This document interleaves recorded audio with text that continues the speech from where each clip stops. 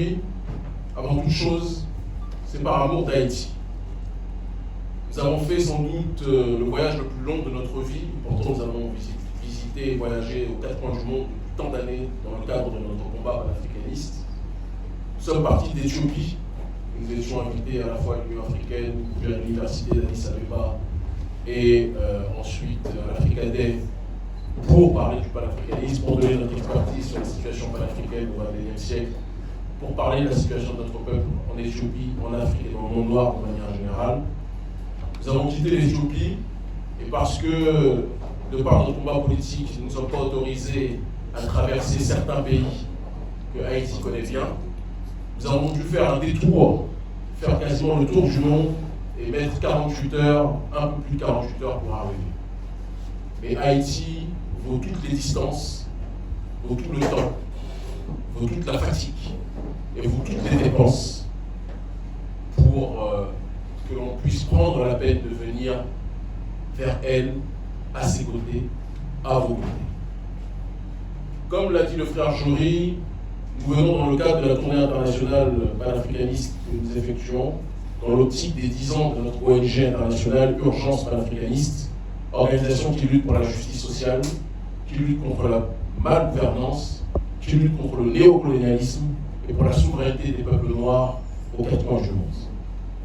Si nous venons ici, certains vont se dire, mais vous parlez de panafricanisme, mais Haïti est-elle une nation concernée par? Je dirais que non seulement Haïti est concernée, mais Haïti est la matrice du combat que nous menons. S'il n'y avait pas eu la révolution haïtienne, la révolution de la première République noire, il n'y aurait pas de Kémy Séba. Il n'y aurait pas d'urgence panafricaniste. S'il n'y avait pas eu des esclaves rebelles de toutes confessions, d'ailleurs beaucoup de gens devraient s'en inspirer au moment où certains aiment les divisions puériles, des esclaves rebelles de toutes confessions spirituelles, de toutes confessions religieuses, de différentes ethnies, des hommes, des femmes, qui avaient décidé de se réunir et d'effectuer un élément fondateur, un moment fondateur de la nation haïtienne qui était la cérémonie du bois caïman. S'il n'y avait pas eu ces derniers qui s'étaient réunis, il n'y aurait pas le combat panafricaniste que nous menons. Haïti est la matrice du panafricanisme. Et donc nous retrouver au XXIe siècle, sur les terres haïtiennes, aux côtés du peuple haïtien, qui souffre fondamentalement aujourd'hui, c'est de notre responsabilité, c'est de notre devoir. Et il en revient de notre obsession de tout faire pour contribuer à ce que Haïti puisse se relever. Si nous sommes ici présents, nous sommes ici dans une démarche bicéphale. Nous avons un certain nombre de conférences dans des universités que nous allons donner toujours dans le cadre de la propagation du panafricanisme. Nous allons aussi mener certaines actions sociales. Mais nous sommes aussi venus pour rencontrer différents visages, différentes personnes qui font le peuple haïtien.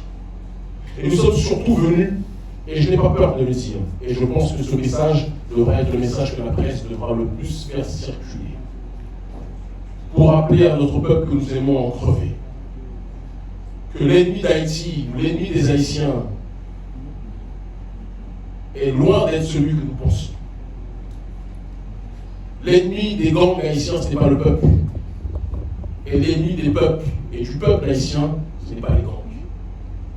L'ennemi du peuple haïtien, des gangs jusqu'au peuple, en réalité, c'est le système colonial qui veut assujettir Haïti. L'ennemi du peuple haïtien, ce sont ceux qui, depuis la défaite du système colonial, de l'ordre global occidental, face à la révolution haïtienne, c'est cet ennemi qui a tout fait pour humilier Haïti, pour engluer Haïti dans la paralysie politique, économique, sociale. Ce sont ces ONG néocoloniales que nous connaissons qui plongent Haïti dans un état de coma profond. Ce sont les lobbies et les réseaux qui inondent d'armes meurtrières la population haïtienne pour que celle-ci s'entretue. Parce que pendant qu'ils s'entretuent, Haïti ne peut pas être le poumon pour la révolution panafricaniste mondiale.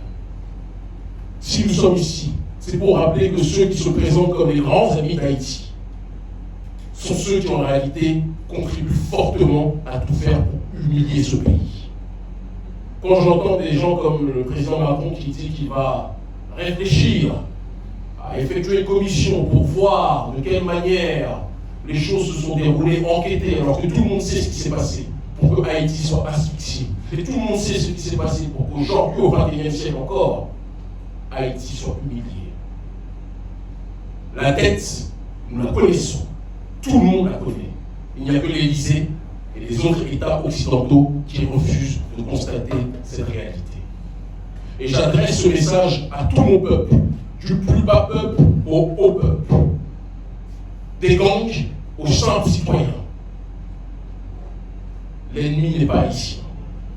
L'ennemi est à l'extérieur et nous devrions tous, et je dis nous parce que je m'inclus dans cette démarche-là, nous devrions tous nous réunir, faire front commun, cesser les guerres entre nous et nous tourner vers ceux qui font en sorte que Haïti vive un enfer. C'est le regard qui est le nôtre. C'est le message qui est le nôtre. Quand on parle du panafricanisme, on parle des diverses formes d'africanité dans le but d'obtenir une collective souveraineté. Haïti est multiple. Haïti est divers. Haïti est traversé par une multitude de sensibilités, une multitude d'émotions, une multitude de pensées. Et il en va de la souveraineté individuelle de chaque citoyen. Mais lorsque la souveraineté collective est menacée, on va être capable de mettre nos égos de côté, de mettre nos différends de côté, de mettre nos sensibilités et nos hypersensibilités de côté, et de nous tourner vers ceux qui veulent nous voir broyer. On nous parle un peu partout en Occident qu'il y a des guerres de gangs qui se tirent tous dessus comme des sauvages, soi-disant. Je peux l'entendre. Mais qu'est-ce qui donne ces armes aux gangs? Qu'est-ce qui surarme le peuple haïtien? Ce sont les mêmes qui se présentent comme les meilleurs amis d'Haïti, mais qui ne veulent pas que Haïti puisse lever la tête. Quand on a des amis qui nous noient d'armes pour qu'on s'entretue, ce ne sont peut-être pas des amis, mais les sponsors de notre destruction. Et aujourd'hui, les gangs qui, à certains endroits sur le territoire, font la pluie et le beau temps, à mon sens, et je pense que certains l'ont compris à l'intérieur de ces gangs, parce que j'en ai déjà entendu un certain nombre, de gangs peuvent devenir des groupes de libération. Des gangs peuvent devenir des gens qui orientent la contestation populaire vers une cause noble qui est celle de la protection d'Haïti. Tout le monde sait que nous agissons en Afrique francophone, mais nous agissons aussi aux quatre coins du monde où notre peuple est installé. Et quand notre peuple est marginalisé économiquement, quand notre peuple est marginalisé politiquement, il est de notre responsabilité en tant qu'urgentiste panafricaniste de nous trouver aux côtés du peuple, même si nous sommes dans des territoires que l'on présente comme étant dangereux. Nous sommes au Cap haïtien. Si le temps et les moyens nous sont donnés, même si je sais que ceux qui nous ont invités ne veulent pas forcément que nous y allions, mais si nous pouvons, nous irons à Port-au-Prince, si nous pouvons. Mais je veux que vous sachiez que nous sommes avec vous. Vous n'êtes pas seuls. Même si l'Union africaine ne prend pas ses responsabilités avec dignité pour vous rappeler l'importance que vous avez pour les Noirs du monde entier, je veux que vous sachiez, peuple haïtien, que nous vous aimons en crever. Que le vrai monde panafricaniste vous aime et est à vos côtés. Que le peuple noir sur le continent africain vous regarde, vous aime avec sincérité.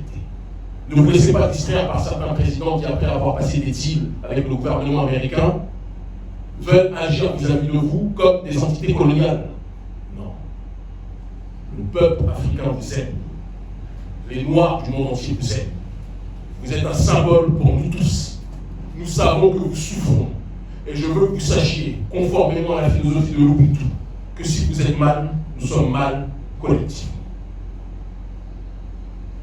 L'ennemi, nous le connaissons. Ce sont ceux qui se présentent comme les meilleurs amis de nos populations, qui essayent de contrôler notre peuple par des financements d'ONG, par des réseaux globalistes et néolibéraux, qui se présentent comme les amis de la justice sociale, mais qui ne veulent pas que nous puissions avoir notre propre vision sociétale. Ces gens-là, nous les connaissons. Ces gens-là, au fond de vous, vous les connaissez.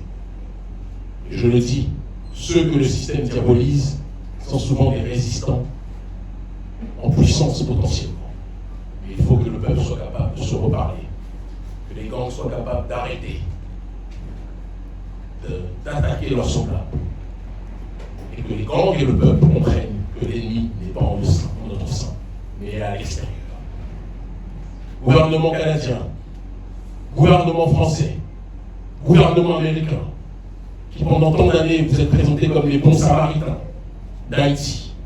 Quand quelqu'un se présente comme le soignant et le guérisseur et le meilleur ami d'Haïti, mais il ne fait jamais rien pour que Haïti puisse retrouver la paix, c'est que ces gens-là sont peut-être les sponsors de la guerre.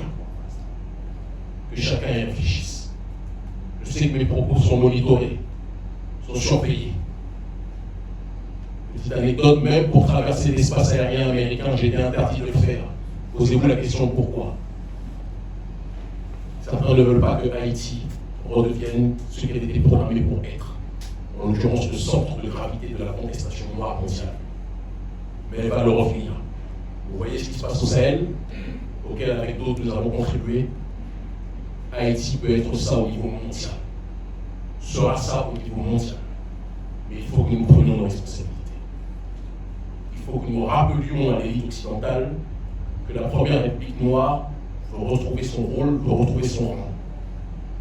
Que nous arrêtons tous ces sentiments qui poussent à la division. Et ce que je dis au niveau haïtien, je le dis au niveau global.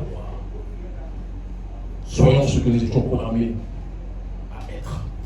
Avançons avec fraternité, solidarité, justice sociale, entraide. Je n'ai pas besoin de vous parler de résilience parce que vous êtes la partie du peuple noir la plus résiliente du monde. Je vous aime, c'est mon propos introductif. Chacun peut poser les questions qu'il souhaite.